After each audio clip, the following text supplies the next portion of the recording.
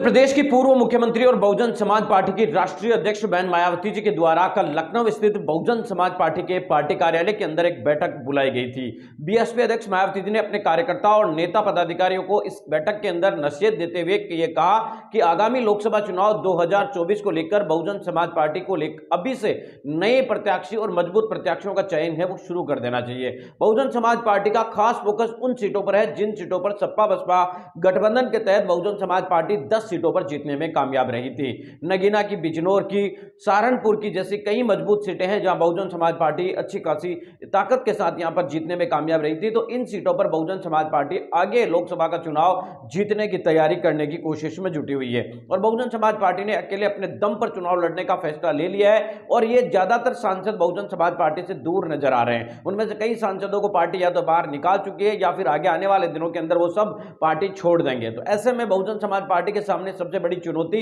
इन सीटों के ऊपर मजबूत प्रत्याशी चयन की रहेगी। तब देखना दिलचस्प होगा कि इन सीटों के ऊपर बहुजन समाज पार्टी मजबूत प्रत्याशी किसको और कैसे चुनती है। कल बहुजन समाज पार्टी के अध्यक्ष मायावती जी की हुई बैठक के अंदर ये खुद बीएसपी अध्यक्ष मायावती जी ने निर्देश दिए कि सभी सीटों के लिए एकदम नए और मजबूत प्रत्याशियों का चयन किया जाए ताकि लोकसभा चुनाव 2024 के अंदर मजबूती से चुनाव लड़ा जा सके। आप सभी जानते हैं कि लोकसभा चुनाव काफी महत्वपूर्ण होते हैं और लोकसभा चुनाव बहुजन समाज पार्टी के लिए तो खास महत्वपूर्ण है क्योंकि बहुजन समाज पार्टी के पास अभी केवल लोकसभा के अंदर ही मेंबर्स की संख्या है वो बची है, बाकी सभी जगहों पर उनकी संख्या लगभग 1 रह चुकी है। ऐसे में लोकसभा में उनके पास 10 नंबर है, तो 10 सांसदों को वापस जिताना बहुजन समाज पार्टी के सामने बड़ी चुनौती है। कुल मिलाकर बात साफ है, यह देखना दिलचस्प होगा कि बहुजन समाज पार्टी आगे आने वाले दिनों के अंदर किस तरीके से मजबूत प्रत्याशियों का चयन करती है और किस तरीके से लोगों को जोड़कर लोकसभा चुनाव के अंदर उतरती है। बहुजन समाज पार्टी के सामने विधानसभा चुनाव के अंदर केवल मात्र एक सीट के ऊपर जीतने के बाद अब लोकसभा चुनाव के अंदर वापसी करना